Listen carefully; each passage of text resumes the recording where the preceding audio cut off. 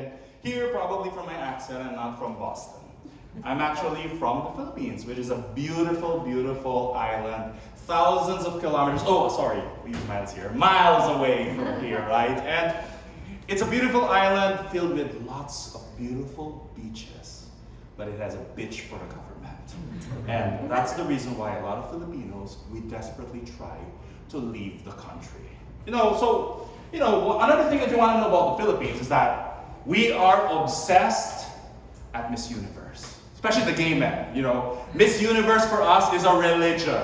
Like, it is the Manny Pacquiao of gay people. Like, when it's Miss Universe, Manila is shut down because everyone is busy watching it. But if Miss Philippines doesn't place in the top 5, don't you dare go to a gay hairstylist because they're gonna fuck up your hair that day. So Miss Universe is a big thing. But back to what I was saying, we're a country, beautiful country, lots of people want to leave the country. And that's what my family did. They decided to leave the Philippines without me.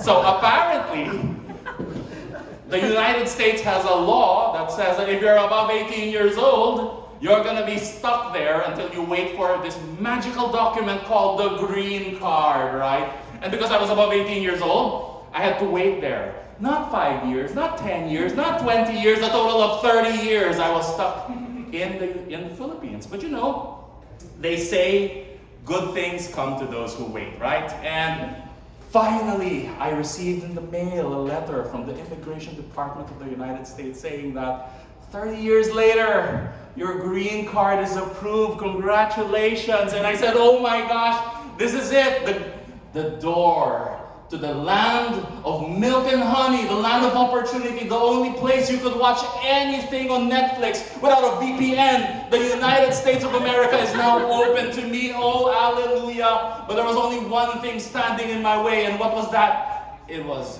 the US Embassy. Now, you guys are lucky as Americans, you don't have to go get visas and stuff like that. Your passport's pretty powerful. For us, our passport kind of sucks. We gotta get visas everywhere. And we had to go to the US Embassy. And the US Embassy, insofar as embassies are concerned, that's like Mount Everest. US consuls are trained to do one thing, to look at you and deny you. So, of course, because the stakes are so high, I had to get ready before my interview. I had to make sure that I had my little folder with all of my documents laid out. I checked it once, I double checked it, I triple checked it, and I checked it the 4th time to make sure that I didn't miss up any document. And then finally, I go to the US Embassy. And the US Embassy is kind of like this, Imagine that you have rows of chairs there. It's hot. It's hot outside, you wait outside, and then afterwards they torture you because the moment you go inside, it's freaking cold, like it's freezing cold. So imagine, I think that's some psychological test that they put you through. So you have all these chairs of all these Filipinos waiting there, and there I was. I was sitting there, waiting and observing what was going on in front of me. And you have one person going in front of the consul, denied, cry, get out.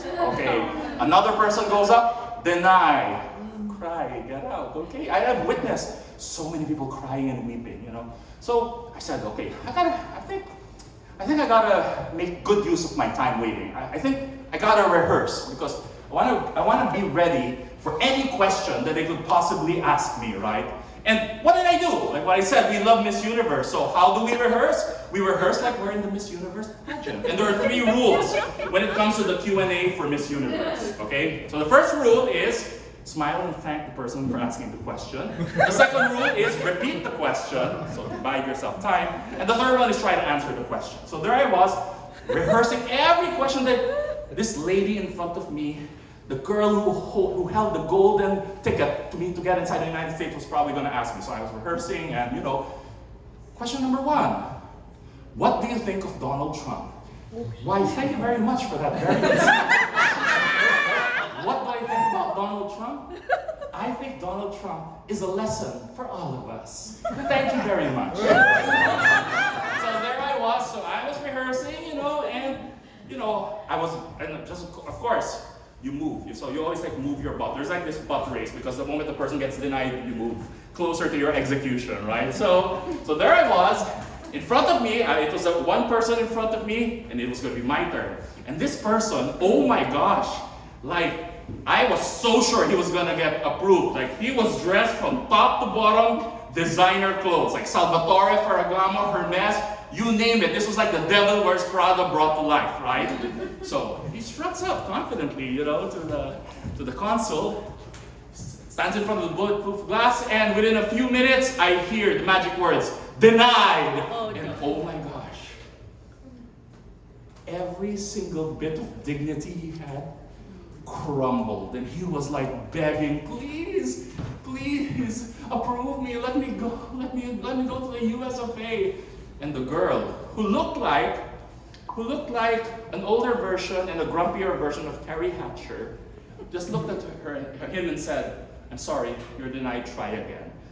That was my turn. So there I go. Oh my God. Slowly walk in front, and then I looked at her, hi, good morning. I said, good morning. She's shuffling through her papers, and I was already rehearsing in my mind, oh my gosh, what is she gonna ask me? She just looks at me and she says, so it says here that you're here on humanitarian reasons. And I panicked because, oh my God, I didn't rehearse for that question. So I was stuttering, and I asked her, what do you mean by humanitarian reasons? So I'm here like a prisoner of war, a victim of war? And she said, no, no, no. It says here that you were petitioned by your siblings because your dad died. You're the only Miranda left in the Philippines, and they don't want you to die in the Philippines alone. So they petitioned you on humanitarian reasons. And I said, oh, whew, yes, that is so true, that is so true. And she said, well, it looks like everything is in order here, so your visa's approved. And I said, oh my gosh, yes, oh, thank you very much. And I walk away, and suddenly she said, stop. And I said, oh shit, did she change her mind? So I slowly moved, turned around, I said, yes. I said, honey, how am I going to give you your visa if I don't have your passport? So, oh shit, here it is. And she said, welcome to the United States, and here I am. Thank you very much.